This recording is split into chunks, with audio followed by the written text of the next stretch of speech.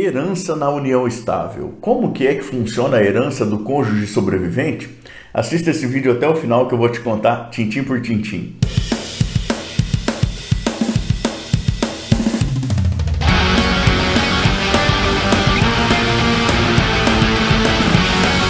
Eu sou o professor Thiago Caversan e compartilho semanalmente, aqui mesmo no canal, vídeos relacionados à teoria e à prática do direito.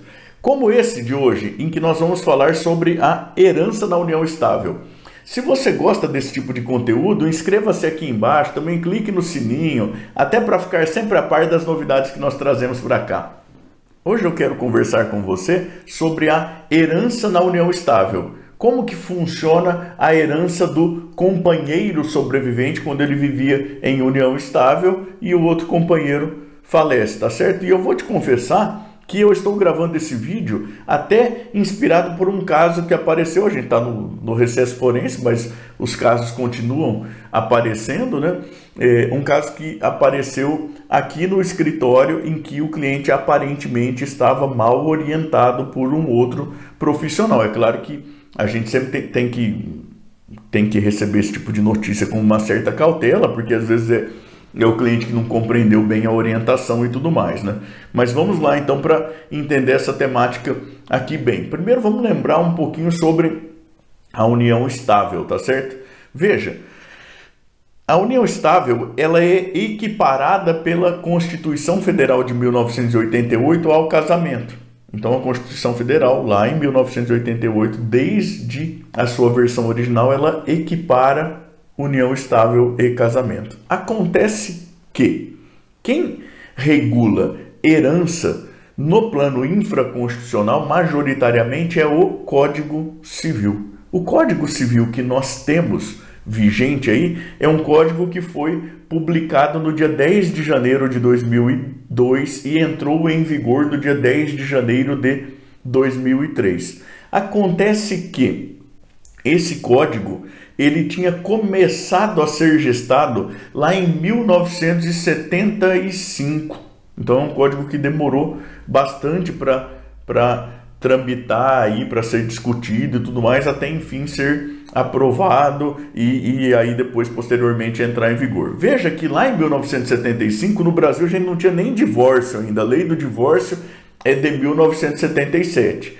E pelo que consta, lá desde a origem das primeiras discussões existia uma preocupação da equipe capitaneada pelo professor Miguel Reale de regulamentar essa situação das pessoas que viviam junto. Veja que antes da lei do divórcio, isso era um avanço enorme. Como eu já te disse, o código, esse anteprojeto de código, ele foi tramitando aí, foi sendo desenvolvido ao longo do tempo, é publicado lá em janeiro de 2002 só. Nesse meio tempo a gente tem a Constituição Federal, que em 1988 equipara união estável e casamento.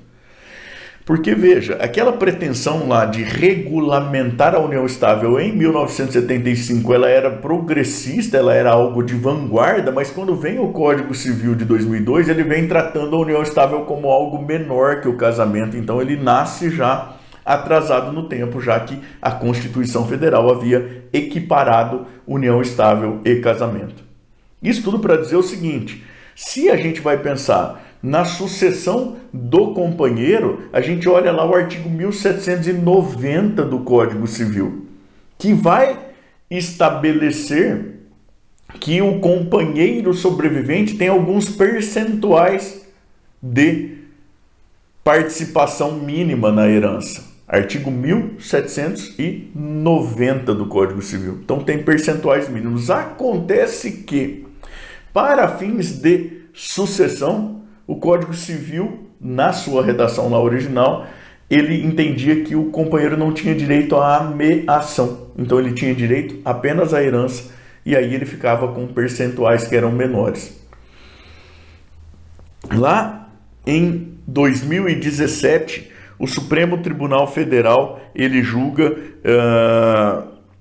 dois recursos extraordinários. Eu vou passar para vocês os números aqui. Recurso extraordinário 646721 e recurso extraordinário 878694, tá certo? São aí recursos extraordinários que foram julgados pelo Supremo Tribunal Federal exatamente sobre essa questão da inconstitucionalidade do tratamento diferenciado do companheiro sobrevivente e do cônjuge sobrevivente, do companheiro sobrevivente ter direitos a menos. Por exemplo, o Código falava do direito real de moradia do cônjuge sobrevivente e havia quem entendia que isso não se aplicasse aí ao companheiro sobrevivente. Vem o Supremo Tribunal Federal, por meio do julgamento desses dois recursos, vai dizer, olha, não pode a legislação infraconstitucional estabelecer um tratamento sucessório diferenciado entre a união estável e o casamento, porque isso ofende a Constituição Federal e implica um retrocesso em relação àquilo que a gente tinha da legislação, mais notadamente da Lei 8.971 de 1994, Lei 9.278 de 1996, que já tratavam, inclusive para fins sucessórios, união estável e casamento de maneira aí equiparada, tá certo? Então veja, a gente não trabalha com aqueles percentuais do 1790, porque o Supremo Tribunal Federal entendeu que esse tratamento diferenciado entre companheiro sobrevivente e cônjuge sobrevivente é inconstitucional. Com o que a gente trabalha então, professor? A gente vai trabalhar lá a partir do artigo 1829 do Código Civil. E veja, na união estável, é possível que os companheiros estabeleçam por escrito um regime de bens da convivência, que pode ser qualquer dos regimes de bens do Código Civil. Se não for adotado expressamente por escrito um regime de bens, o regime que vigora é o próprio da comunhão parcial de bens. E aí a gente precisa olhar lá o inciso 1º do artigo 1829, né? Que vai dizer o seguinte, no caput 1829, a sucessão legítima defere-se na ordem seguinte, inciso 1º, aos descendentes em concorrência com o cônjuge sobrevivente, salvo ser casado este com o falecido no regime de comunhão universal ou no de separação obrigatória de bens, não é qualquer separação de bens, o regime de separação obrigatória de bens, ou se no regime da comunhão parcial. Veja, aquele próprio da união estável, quando não houver estipulação